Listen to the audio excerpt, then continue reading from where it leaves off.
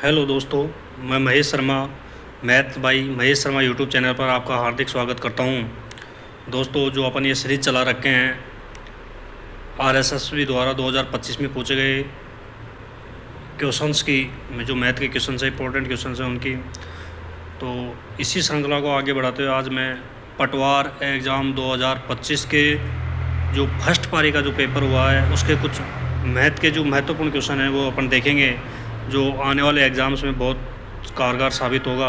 आने वाली जो एलडीसी एग्ज़ाम है, वीडियो एग्ज़ाम है, और भी जो लैब असिस्टेंट वगैरह एग्ज़ाम है, इनमें आप सभी को बहुत अच्छे हेल्प मिलेगी। प्रीवियस ईयर के क्वेश्चन बहुत मायने रखते हैं एग्ज़ाम्स के अंदर। तो दोस्तों, इस चैनल को आप लाइक, सब्सक्राइब और शेयर ज़रूर कर देना, और आप सपोर्ट करो दोस्तों। तो सबसे पहले अपन क्वेश्चन कर रहे हैं, आगे बढ़ते हैं श्रृंखला की ओर।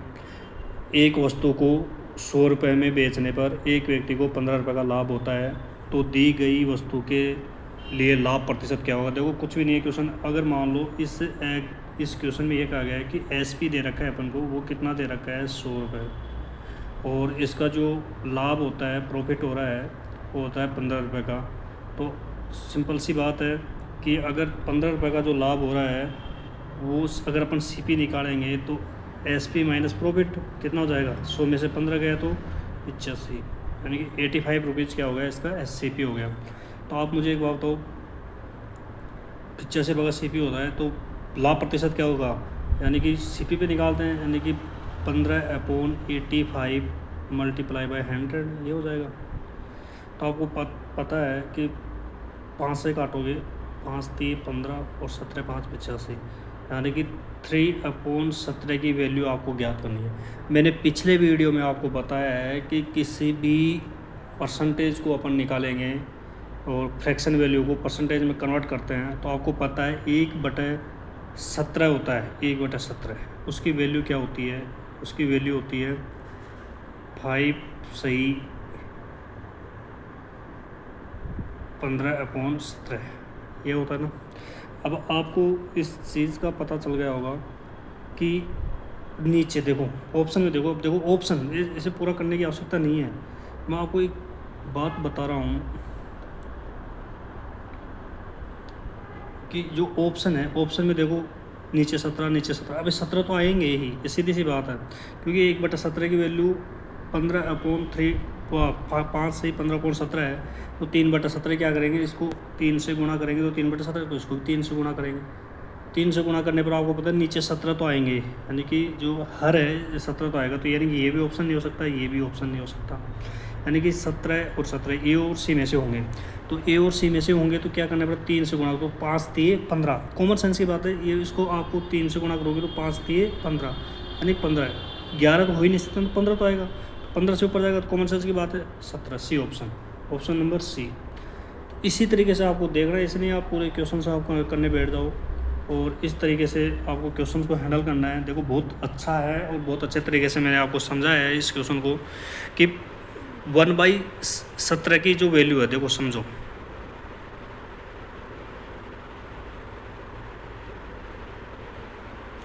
देखो समझो, अपने पास आया था 3/17 आ गए थे गुणा 100, ये आया था ना। लेकिन मैंने आपको पिछले वीडियो में फ्रैक्शंस वैल्यू की जो परसेंटेज वैल्यू होती है वो मैंने आपको बताया था कि 1/17 की जो वैल्यू होती है वो कितनी होती है, 15/17, ये होती है ना, 5 से 15/17। लेकिन अपन को क्या चाहिए, 3/17 की वैल्यू। 100 को भूल जाओ, 3/17 की वैल्यू चाहिए। तो अगर मैं इसको 3 से गुणा कर दूँगा तो 3/17 आ जाएंगे। अगर इसको 3 से गुणा करें तो इसको भी 3 से गुणा करना पड़ेगा। अब आप एक बात हो, इसको 3 से गुणा करोगे 5 3 15, इसको 5 3 15, अब इसको 5 3 15, यानी 15 3 45/17 अपन करेंगे तो देखो 17 दूनी 34, तो इसको जोड़ेंगे तो 17 से 11/17, ये आ रहा आंसर। लेकिन इतना करने की आवश्यकता नहीं है, आपको पता है कि नीचे 17 तो आएंगे, तो इसमें नहीं आ रही, इसमें नहीं आ रही, और इसमें आ रहे हैं, तो आपको 5 3 15, 15 से तो ऊपर जा रही है वैल्यू, तो आंसर 17 ये बच रहा है। बिल्कुल आसान क्वेश्चन है। अगर इस तरीके से आप करोगे तो आपको करने में भी, मैथ के क्वेश्चन करने में मज़ा आएगा, और जल्दी भी हो जाएंगे। और जल्दी करोगे तो आपको आगे जो हार्ड क्वेश्चन होते हैं उनमें टाइम मिल जाएगा, पूरा पेपर को आराम से आप सोल्यूशन कर लोगे। अब देखो अगला क्वेश्चन है, एक पुस्तकालय में रविवार को औसतन 252 आगंतुक आते हैं और अन्य दिनों में 120 आगंतुक आते हैं। जून महीने में जो रविवार से शुरू हो रहा है तो प्रतिदिन आगंतुकों की संख्या, देखो बिल्कुल आसान प्रश्न है, बट हर डे कितने आ रहे हैं? 120। लेकिन जो संडे है ना, संडे को कितने आ रहे हैं? हर डे तो 120 आ रहे हैं, लेकिन हर संडे को कितने आ रहे हैं? 252। अब आप एक बात बताओ, जून का महीना 30 दिन का होता है और फर्स्ट डे अगर उसका रविवार है तो जिस महीने में फर्स्ट डे रविवार है और महीना फरवरी को छोड़ के हो तो उसमें सभी में क्या होता है? 5 रविवार हो जाते हैं। कितने होते हैं? 5 रविवार। तो यानी कि 252 आ रहे हैं टोटल। तो 120 तो डेली आ रहे हैं, तो औसतन डेली 120 आ रहे हैं, तो डेली औसत का 120 तो अपन 120 तो औसत हो ही गया है। लेकिन जो एक्स्ट्रा आ रहे हैं ना 5 दिन 252 आ रहे हैं, लेकिन 120 से कितने ज़्यादा आ रहे हैं? इसमें से लेस कर दूँ 120,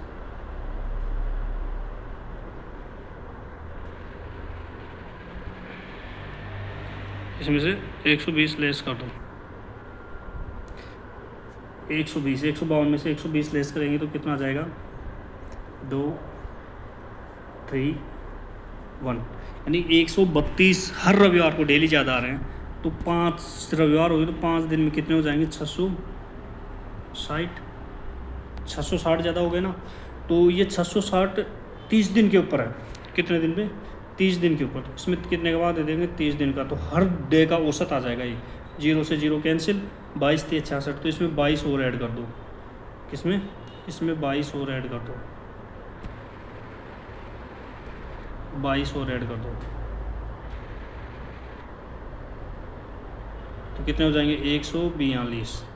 तो दोस्तों 142 ऑप्शन, बस इतना सा करना था इसमें। यानी क्या समझे आप भाई? हर डे 120 आ रहा है, लेकिन जो संडे है ना, संडे को क्या आ रहा है? 252 आ रहे हैं। यानी कि अपन को 30 दिन में 120 मान लेते हैं, लेकिन जो 5 दिन जो संडे आ रहा है, 5 दिन पूरे महीने में, उसमें 252 है कि 120 से 252 कितना ज़्यादा है? 132। तो 132 पर डे ज़्यादा आ रहे हैं 5 दिन तक। तो 5 दिन में टोटल कितने हो? 660। तो 660 का औसत निकाल लो, कितने आ जाएगा? 30, 0 से 0। अब 66 में आप 3 का बाद हो तो 22 आ जाएंगे। ये 22 औसत ज़्यादा है 120, तो 120 में 22 जोड़ दे तो 142 इसका आंसर आ जाएगा। यानी कि 142 औसत रहेगा उस महीने में प्रतिदिन। ठीक है, तो ये इसका आंसर है। पूरा ऐसे मतलब ऐसे नहीं आप लेके बैठ रहे हो पूरे महीने के ही आप गुणा करने बैठ रहे हो, तो ऐसा नहीं करना है। ठीक है, इसी तरीके से आपको देखना है क्वेश्चंस। अब आगे बढ़ते हैं। निम्नलिखित ज्यामितीय आकृतियों को उनके कोणों की संख्या के अनुसार आरोही क्रम में व्यवस्थित कीजिए। तो क्या है इसमें यार? बिल्कुल आसान है। देखो सबसे पहले इसमें क्या है? आरोही क्रम, यानी कि इधर देखो असेंडिंग का मतलब क्या होता है? ये तो डिसेंडिंग और असेंडिंग। डिसेंडिंग का मतलब होता है घटते हुए क्रम में, असेंडिंग का मतलब क्या होता है? बढ़ते हुए क्रम में।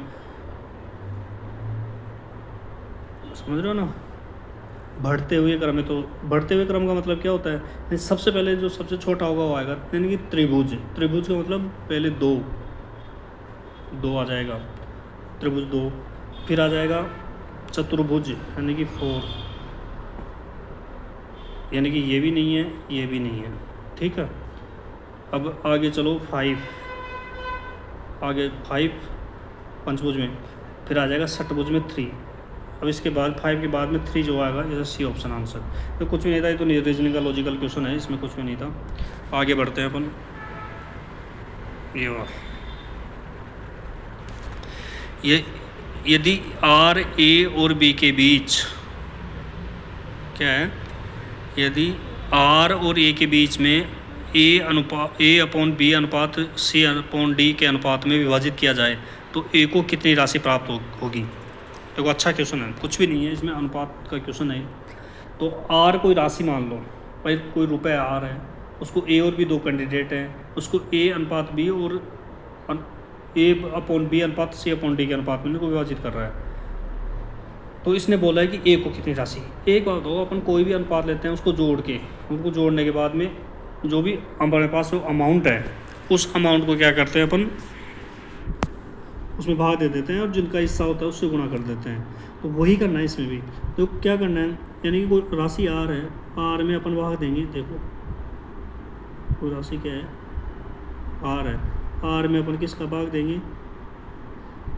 इसको जोड़ के ए अपॉन बी ए upon B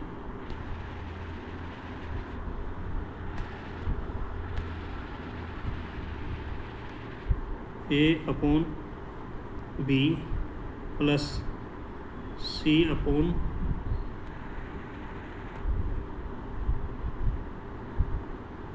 C upon D, इसका भाग देंगे और गुणा किससे कर देंगे अपन, गुणा ए का ए की राशि पूछा ना, तो ए की राशि क्या होगी, ए की राशि क्या होगी, ए अपॉन बी, ये है ना ए की राशि। अब इसमें देखो क्या क्या करना है, पहले तो इसको सॉल्यूशन कर लो। नीचे नीचे अपन अगर इसको एलसीएम लेंगे तो कितना आ जाएगा, बी और डी आ जाएगा, ये आ जाएगा ना। अगर अपन बी के अंदर बी और डी का भाग देंगे तो अपने पास क्या बचेगा, डी, डी को ए से गुणा करेंगे तो क्या आ जाएगा, ए डी प्लस, अगर बी में अगर बी और डी का भाग देंगे क्या हो जाएगा, अपने पास क्या बचेगा, डी बच जाएगा, इसमें क्या, और इसमें बी बच जाएगा, तो बी को अगर सी से गुणा करेंगे क्या आ जाएगा, सी बी सी। ठीक है, ये आ गया। इसको सॉल्यूशन करने पर ऊपर आर है ही, अब इधर देखो बी से क्या कर जाएगा, बी कर जाएगा, और ये जो डी है ये ऊपर जा करके गुणा हो जाएगा, तो ये क्या हो जाएगा, आर गुणा कितना है, ई, ये तो ई, और ये नीचे वाला डी, आर गुणा ए डी, यानी कि ए डी आर या कुछ भी ले लो। ठीक है, नीचे बचेगा क्या, नीचे नीचे यानी कि A D plus B C, ये बच गया, ये इसका आंसर है। ये एक ऐसा है, इस तो कौन सा ऑप्शन होगा, A D plus B C, A D plus B C और ए डी आर, ये option is the right answer. A D R आने आर ए डी आर गुणा में कैसे लिख दो, तो A D R upon A D plus B C, ये इसका आंसर है।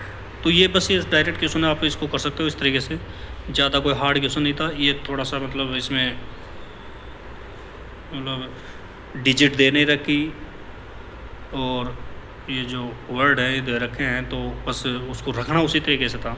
ठीक है, तो आगे बढ़ते हैं अपन, आगे और क्वेश्चन लेते हैं। जैसे ये वाला है, 3 वर्ष के अंत में 20,000 रुपये की राशि पर अर्जित साधारण ब्याज 7200 रुपये और समान अवधि के लिए समान राशि पर समान दर से अर्जित चक्रवृद्धि ब्याज क्या होगा। तो देखो एक बात बताओ, अगर 3 वर्ष में साधारण ब्याज कितना है 7200 रुपये, तो एक वर्ष में कितना हो जाएगा, 1800 रुपये हो जाएगा ना, एक वर्ष में 1800 रुपये हो जाएगा। तो इसमें मतलब अपन को सबसे पहले क्या क्या करना है, अपन को वो निकालना है, क्या नाम, क्या निकालेंगे, दर। तो दर निकालने के लिए क्या करेंगे, यानी कि एक वर्ष में 1800 है, 1800 में अपन किसका भाग दे देंगे, मूलधन का 20,000 का, 1800 नहीं 2400 रुपये, सॉरी 2400 रुपये है भाई, 3 साल में 7200 है ना, तो कितना हो जाएगा, 2400 रुपये हो जाएगा। ठीक है, 2400 रुपये है,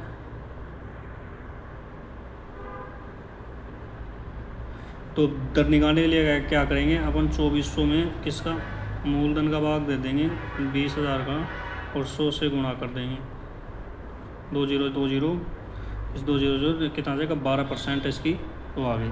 अब आप एक बात बताओ, 3 वर्ष का चक्रवृद्धि ब्याज निकालने के लिए आपने चक्रवृद्धि ब्याज पढ़ा भी होगा। वो क्या होता है, जैसे अपन 3:1 में निकालते हैं, 3 ये अनुपात है कि 3 वर्ष का चक्रवृद्धि ब्याज निकालने का। तो इसमें क्या करेंगे अपन, 12 जो 20,000 रुपये मूलधन है, 12% अपन रेट है, तो 20,000 का 12% कितना होगा, 2400 रुपये, यहाँ रख दो। अब इसमें क्या करेंगे आगे, 2400 में फिर 12% निकालेंगे, तो 12 चौक 2 0 काट दो, और 12 चौक 48, 8 12 24 28, यानी 288 रुपये हो गए। अब आप एक बात बताना, अब देखो आगे बढ़ो, अब आगे क्या करेंगे, इसमें 288 का फिर 12%, तो 12 × 96। अब मुझे बताओ लास्ट में किसी भी डिजिट के, क्योंकि अपन 1 से गुणा करेंगे तो 6 ही आ जाएगा नीचे। अब इसमें जोड़ेंगे पॉइंट में आएगा, तो पॉइंट में आने के बाद में क्या है, देखो कोई भी ऑप्शन में लास्ट में 6 नहीं है, एक ही ऑप्शन है बी जिसके लास्ट में 6 है, ये इसका आंसर है। पूरा क्वेश्चन करना ही नहीं था यार, बिल्कुल आसान क्वेश्चन है। ठीक है, तो इसी तरीके से आपको क्वेश्चन करना है। अगर इसी तरीके की आपको वीडियोस चाहिए और यदि डिटेल में सॉल्यूशन आपको चाहिए इन जो चक्रवर्ती ब्याज के, इनके तो मेरे को बता देना, मैं आपको करवा दूँगा ये क्वेश्चंस। अब आगे देखो अगला क्वेश्चन कह रहा है कि एक शुद्ध दूध वाले बर्तन में 20% दूध पानी बदल दिया गया है और यही प्रक्रिया 2 बार और की गई है, तो तीसरी बार प्रक्रिया के बाद मिश्रण में दूध ऊपर। और बिल्कुल आसान क्वेश्चन है। देखो मान लो 100% कोई दूध है, उसमें से 20%, मैंने आपको बताया था 100 का 20% 20 होता है, यानी कितना रह गया 80 दूध रह गया। लेकिन इसमें यही प्रक्रिया 2 बार और, यानी कि 1 बार और करो, इसमें 1 बार और 2 बार और करेंगे तो पहले तो 20%, यानी कि 80 का 20% कितना होता है आपको पता है। 20% की वैल्यू कितनी होती है, मैंने फ्रैक्शन वैल्यू आपको बता रही है 1/5, यानी कि 16 पंजे 80, यानी कि अब जब 80 में से 16 पानी मिला देंगे तो कितना हो जाएगा, अब दूध कितना आ जाएगा 64%। लेकिन अब ये 1 बार और करनी है, फिर 2 हो जाएंगे पूरे, तो 64 का 1/5, ठीक है, कितना आ जाएगा 15 चौक 60, 15.8 ये आ जाएगी। अब 64 में से 15.8 लेस करेंगे तो कितना आ जाएगा, तो पॉइंट नीचे 2, और तो पूरा करना ही नहीं है, 51.2 नीचे ओनली 0.2 में ये आ रहा है। तो ये आपके आंसर हो गया। इसी तरीके से आपको क्वेश्चंस करने हैं मेरे दोस्तों। ये मैंने अपन ने जो पटवार एग्ज़ाम 2025 के फर्स्ट पारी का जो क्वेश्चन देखे हैं, जो बहुत ही अच्छे क्वेश्चन हैं मैथ के, जो आने वाले टाइम में आपको बहुत कारगर साबित होंगे मेरे प्यारे दोस्तों। बहुत अच्छे क्वेश्चन हैं और इसी तरीके से आप इस श्रृंखला को अपन आगे बढ़ाए रखेंगे। लेकिन इस चैनल को आप लाइक, सब्सक्राइब और शेयर ज़रूर कर देना दोस्तों। जय हिंद, जय भारत।